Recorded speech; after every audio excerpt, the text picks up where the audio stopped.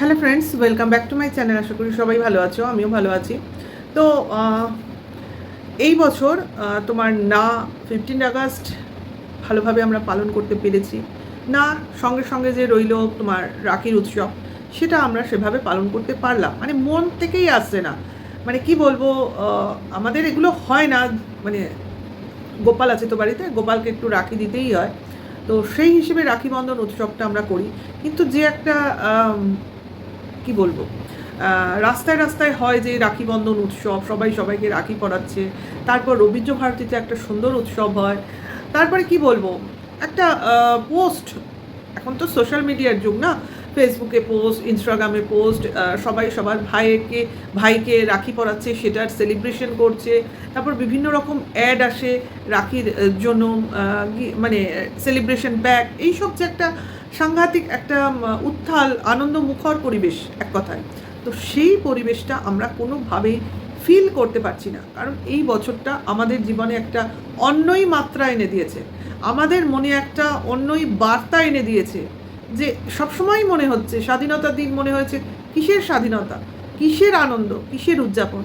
সেই রকম রাখির দিনেও মনে হয়েছে কিসের রাখি, কিসের বন্ধন। কিছু ব্যক্তিকে বা কিছু ছেলেকে রাখি বাঁধবে, তারা ভাই হবে, বা নিজের ভাই ছেড়ে দাও, বাদ বাকি যেসব রিলেশন আছে তারা তো না ভাই, না বাবা, না হাজবেন্ড, না বন্ধু, সবাই শত্রু। মানে নরকের কীটের পর্যায়ে চলে যাচ্ছে বাদ বাকি যারা এইসব রিলেশনের মধ্যে পড়ছে না। তার মধ্যে তো এই রাখি বন্ধন, এইসব এরপরে আসবে ভাইফোঁটা। এই যে বিভিন্ন রিচুয়াল, ভাই বোনের সুরক্ষার জন্য, সবার হিত কামনার জন্য, আনন্দ করার জন্য, মেলবন্ধনের জন্য, তা কোথায় সেই টানটা তো আর অনুভব করছি না। এক্স্যাক্টলি আমার মনে যেগুলো চলছে, অনেক মানুষের মনেই চলছে, এটা চলছে, তার জন্যই এই কথাগুলো উঠছে। তো সেম টু সেম দেখতে পাচ্ছি আমরা ইউটিউবেও, ব্লগারদের মধ্যেও এই জিনিসগুলো কাজ করছে। তারা সেইভাবে জিনিসটাকে সেলিব্রেশন করতে পারছে না। তো যারা ফিল করছে তারা জিনিসটাকে সেইভাবে দেখছে বা সেইভাবে জিনিসটা থেকে বিরত থাকছে। ভাই, যারা জিনিসটা ফিলই করে না তারা কিসের বিরত থাকবে? তারা জিনিসটার গুরুত্বই তো বুঝছে না। তারা কোনোদিনই পালন করতো না, তারা কোনোদিনই পালন করে না, তারা তো এই জিনিসটা বুঝবেই না। এটা হচ্ছে তাদের কাছে ব্যাপার। কাজেই যারা বোঝে না তাদের বিষয় বলার বিষয় এটা নয়।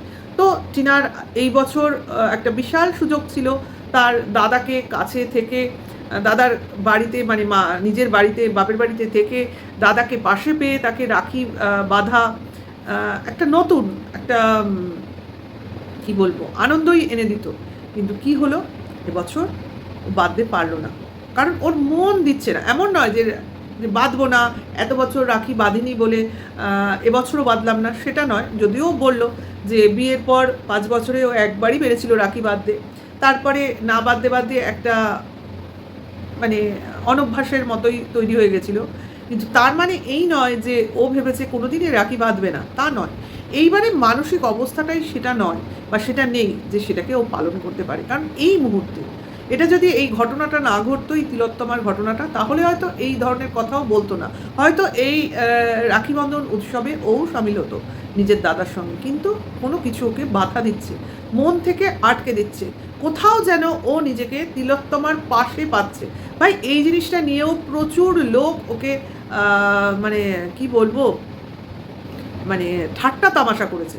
যে ও বলেছে যা চলছে নিজের মনে, আমি এই পরিস্থিতিটাকে নিজে পরিস্থিতির সঙ্গে কীরকম মেলাতে পারছি। কিন্তু ও কখনো বলেছে যে আমি যে তিলোত্তমার পেশার সঙ্গে নিজের পেশার একটা তুলনা নিয়ে আসো তোমরা?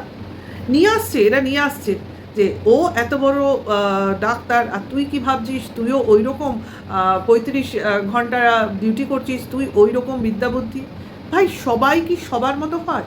আজকে তিলোত্তমার মতো মেয়ের রেপ হয়েছে, তা বলে কি আমাদের দেশে আর কোনো মেয়ের রেপ হয় না? প্রতিদিন প্রতি নিউজে তোমরা দেখতে পাবে এই ঘটনা ঘটে যাওয়ার পরেও বহু জায়গায় একই কাজ হয়ে চলেছে।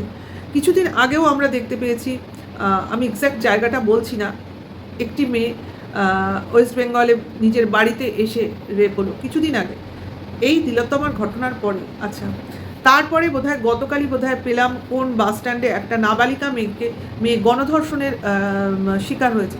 তাহলে একটা ঘটনা কি সব ঘটনাকে থামিয়ে দিচ্ছে?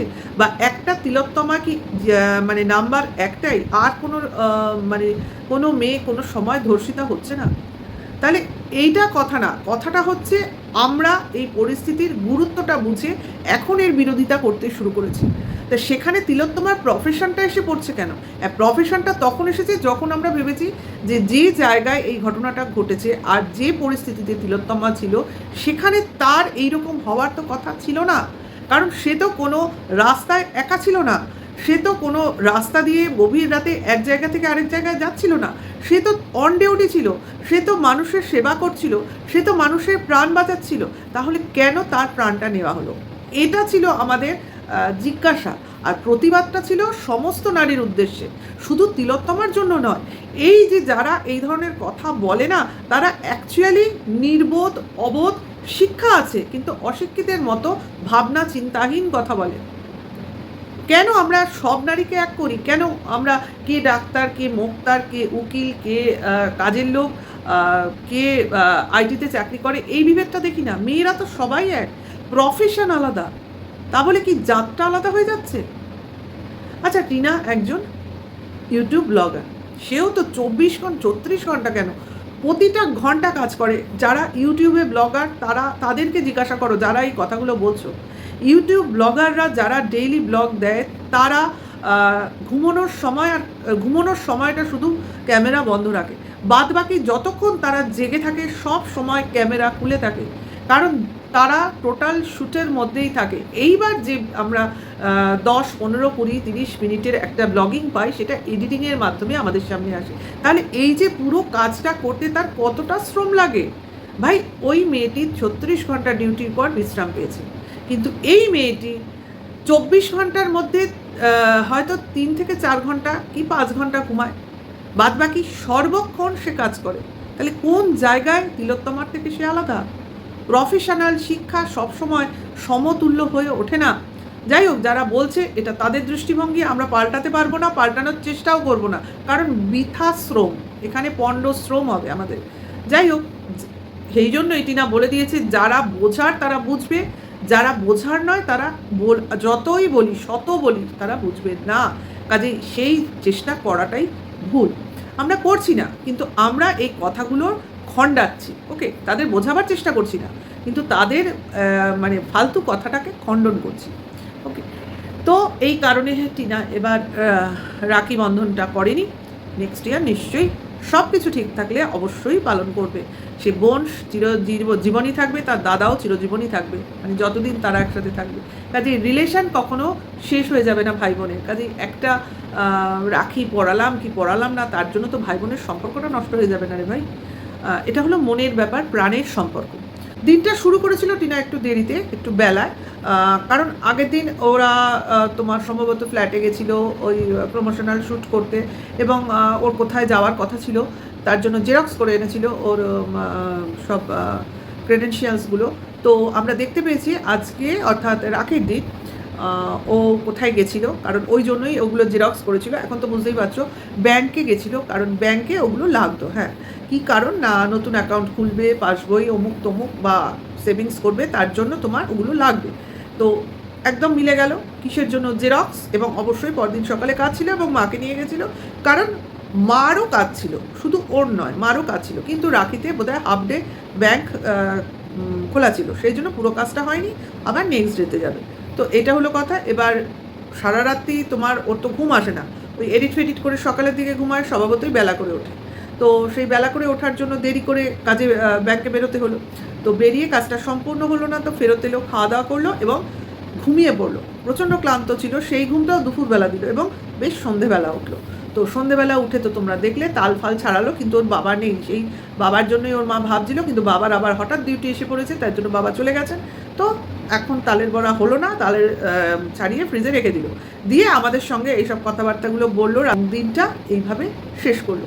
তো একটাই কথা, যে মানুষ যখন মানে হিংসাত্মক পরায়ণ হয়ে যায় না, কারোর উপর মানে রোষ থাকে, মানে ওকে আমি সহ্য করতে পারছি না, ওকে মানে চোখের সামনে থেকে সরিয়ে দেবো, ও আমার সামনে থাকবে না, ওকে সহ্য করা যাচ্ছে না, এই ধরনের যদি মানুষ নিজের মনে হিংসা, রোষ এগুলো স্থান দেয়, তখন সেখানে না কোনো যার উপর হিংসা সেই ব্যক্তি টিকতে পারে না। তো এই জন্যই সমস্ত ঘটনাগুলো ঘটে।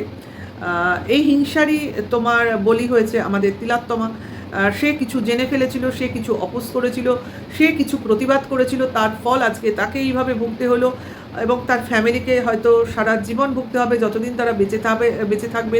কারণ যাদের মেয়ে গেছে তারা তো আর কি বলবো, তাদের সম্বন্ধে বাবা মা হয়ে বুঝতেই পারি সেই দুঃখটা, সেই কষ্টটা। আর অ্যাকচুয়ালি টিনার ক্ষেত্রেও তাই হয়েছে। কিভাবে বলছি, ও কিছু রোষ, কিছু হিংসা, কিছু জেলাসির শিকার, তার জন্যই ওকে কোনো না কোনোভাবে দমন করার চেষ্টা করা হচ্ছে, মানে ক্ষতি করার চেষ্টা করা হচ্ছে, ওকে শেষ করে দেওয়ার চেষ্টা করা হচ্ছে। তো এই যে দুজনেই হিংসার বলি, একজনের জীবন তো শেষ, আরেকজনের জীবন কোনো রকমভাবে বাঁচানোর চেষ্টা করা হচ্ছে। এইখানে দুটো চরিত্র কোনো না কোনো জায়গায় এক হয়ে গেছে, আমাদের মনে হচ্ছে এক হয়ে গেছে। মানে কেউ অলরেডি বলির শিকার, আর কেউ বলির শিকার হলেও হতে পারে। কারণ অনেক মানে দুর্বৃত্ত ওত পেতে রয়েছে কখন টিনাকে বাগে পাওয়া যায়। বুঝতে পারছো? এটা আমাদের আশঙ্কা কিন্তু, এবং এই আশঙ্কা যে অমূলক নয় সেটা তো টিনার ফ্ল্যাটে না থাকা বা ফ্ল্যাট থেকে চলে আসা বা বিভিন্ন লোক যেরকম হুমকি দেয় ওপেন প্ল্যাটফর্মে বসে, সেইগুলোই প্রমাণ। যে আমরা যে কোনো ফালতু কথা, মিথ্যা কথা, গল্প এসব বলছি না, ওই সব ভিডিও হচ্ছে তার প্রমাণ। যারা বলে মেরে ফেলবো, চুলের মুঠি ধরে ঘুরিয়ে দেবো, বুকের ওপর উঠে বসবো, দমাদ্দম ঘুষি দেবো, এক্সেট্রা এক্সেট্রা। তো প্রমাণ ছাড়া আমরা কথা বলি না, এবং আমরা যেগুলো বলবো সেই প্রমাণগুলো সব ভিউয়ার্সদের চোখের সামনে ভাসবে, খুঁজতে হবে না। ভিডিওটা এখানেই শেষ করব। ভালো লাগলে লাইক, কমেন্ট, শেয়ার করবে, নেক্সট ভিডিও ওয়েট করবে, এবং অবশ্যই টিনার পাশে দাঁড়াও। কারণ আমাদের এখন প্রতিবাদটা অনেক জোরালো হওয়া প্রয়োজন। কারণ বুঝতে পারছি কিছু লোক খুব সক্রিয় ভূমিকা পালন করতে চলেছে, আমরাও যে নিষ্ক্রিয় নই সেটাও আমাদের বুঝিয়ে দিতে হবে। Tata, by.